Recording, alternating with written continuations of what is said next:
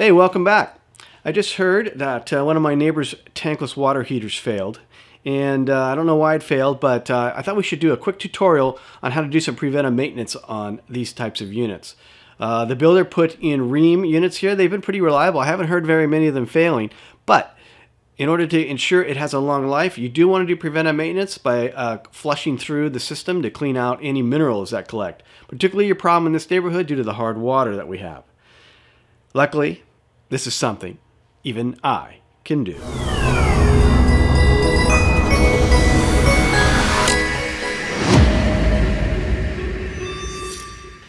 Okay, we're ready to get going. Now you will need a few items before we get started. First of all, a submersible pump. We can get these on Amazon. I have links below in the description. About $60, you might be able to find one for a little less. We need a pair of washing machine hoses. You can just get a set of these for about $20. A standard 5-gallon bucket from your local hardware store. The issue here is you want a nice clean one, new condition, empty of any debris. Make sure you wipe it out. And then finally we'll need some vinegar. The vinegar is the cleaning agent that we're using. It will react with the calcium and other mineral deposits to break them down and flush them out of the system. We'll need 3.5 to 4 gallons. Costco has these 1.3 gallon containers for about $5, probably a little less. So all told, around $100 in stuff that you're going to need. So we recommend that these flushes be done at least annually. In areas with very hard water, then you might need to do it even more frequently. So $100 one-time cost, as compared to a plumber who's going to charge you $200, maybe as much as $400 per visit, is going to be a big savings over the long run. One final note. If you happen to have a water softening system, then these flushes are not quite as important. I'd still recommend doing them, but not as frequently. Perhaps every 18 months to 2 years. Okay, let's get started. The first thing we want to do is shut off the gas and electricity. In this case, we just have a lever that we can pull down. You know that the gas is flowing when the lever is in line with the pipes. When you're perpendicular to the pipes, gas is off. And let's unplug the unit so we have no power. All right, let's assemble our pump system here. First thing we're going to do is we're going to attach our hose to our submersible pump.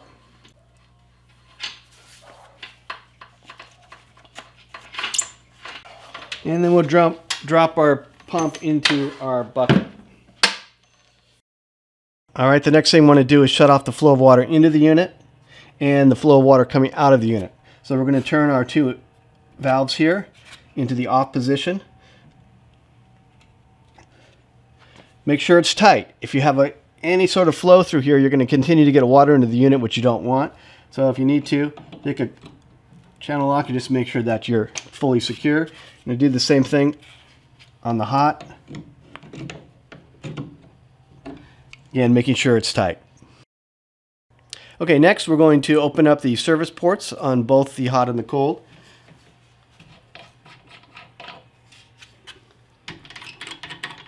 Okay, so with the hose that's connected to the pump, we're going to connect that to the cold. Just feed that through there, line it up, nice and tight. The other hose, our loose hose, is going to connect to the hot side in the same way.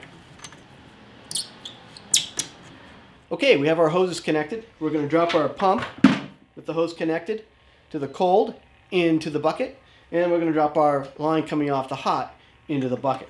Bucket's still empty at this point. Now we're going to open up our flows into the bucket.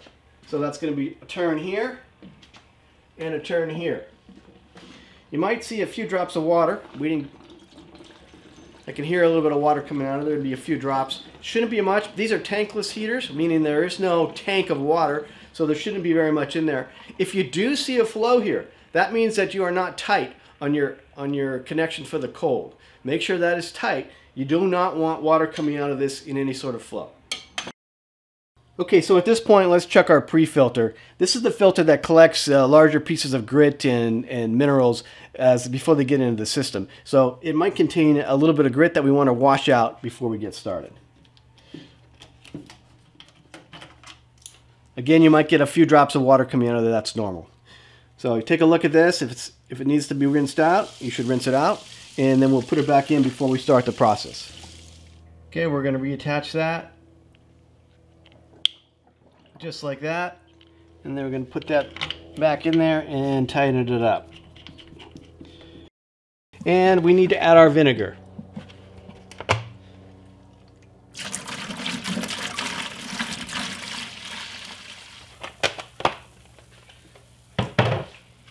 So we have about 3/4 of the bucket, I think is the minimum that you want to go for here.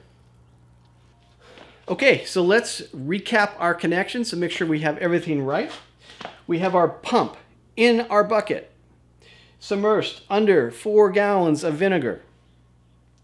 There's a hose that's connected to the submersible pump. That hose connects to our cold water side, connected at the overflow. The overflow is in the open position, which we know because it is horizontal with the intake hose. Our cold water is off, which we know because it is perpendicular to the intake. So therefore, our vinegar is going to go through our hose and into our unit and do its job and clean out our system. It's going to come out the other side. And we know it's going to go out back into our bucket because it's going to go out of the overflow because it is, once again, horizontal with the overflow hose. It's not going to go into our house because we have closed off the hot water. It is perpendicular to the system. Into our bucket. Now, we just need to give it some power and we're ready to go. Okay, so once you've confirmed your hoses are properly connected and draining into your bucket, your valves are in the right position, you're ready to plug in your pump. As soon as you do so, you should hear it kick into action. It's now pushing vinegar into your system, doing its flush, and then coming back out the hot side, back into your bucket, and forming that continuous loop and cleaning your system. I have a mark in my bucket to indicate the level of the vinegar.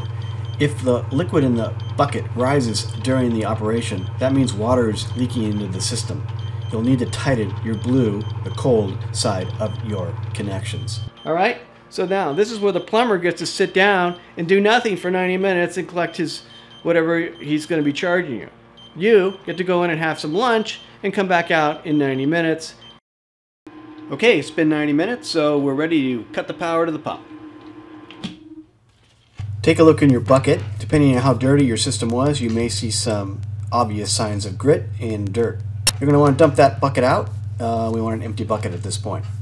Okay, we finished our flush and we're ready to reconnect everything. However, before we do that, I like to run a little bit of fresh water through the system just to make sure we don't have any residual vinegar in there. Again, it's a tankless unit, so there isn't a big reservoir of vinegar sitting in there, but there may be some that we don't want to end up in our pipes, okay? So what we're going to do is we're going to shut off the intake from our pump. So that's this one here, into the service unit, into the perpendicular position. And then I'll just show you here what's going to happen. Here's our outgoing hose from our hot side, and we're just going to turn our cold water on to bring in some fresh water.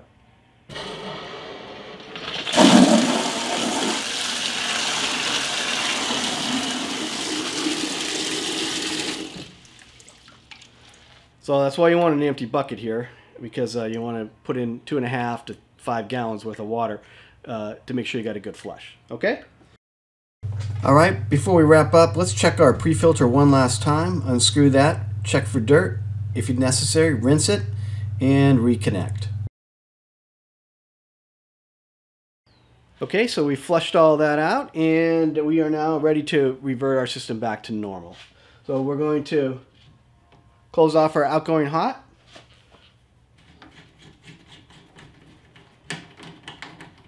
Remove our hot hose. Recap it.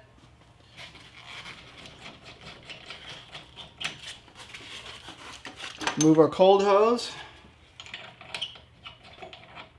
And recap that. Make sure they're tight. All right, we're ready to bring cold water into the unit. Turn that to the open position, and we're ready for our hot to flush back into our house. All right, so at this point we have it open for the water to come in and the water to go out into the house. We just need power and gas. Okay, let's restore our gas. Again, just the opposite of what we did when we turned it off. So that's going to bring this up in line with the pipes, parallel, and give it some power. It'll take a second or two for the system to ramp up, but you should be good to go. Okay, well, that's it for today. Hopefully you found this video helpful. If you did, please like, and of course, we always appreciate subscribers. Please use our affiliate links in the description below. That helps us out a lot. And hopefully this saves you some money with the plumber, and it prolongs the life of your tankless water heater. Until next time, this has been Steve for Things Even I Can Do.